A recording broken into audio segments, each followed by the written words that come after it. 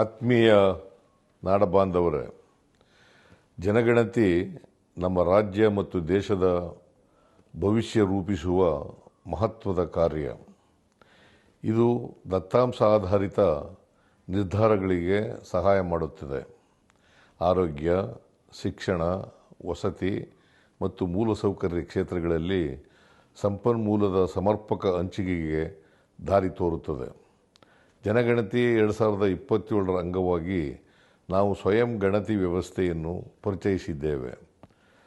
2026 April 1ರಿಂದ 15ರವರೆಗೆ ಪ್ರತಿ ಕುಟುಂಬವು ತಮ್ಮ ಮಾಹಿತಿಯನ್ನು SE-Census.gov.in ಆನ್ಲೈನ್ನಲ್ಲಿ ಭರ್ತಿ ಮಾಡಬಹುದು.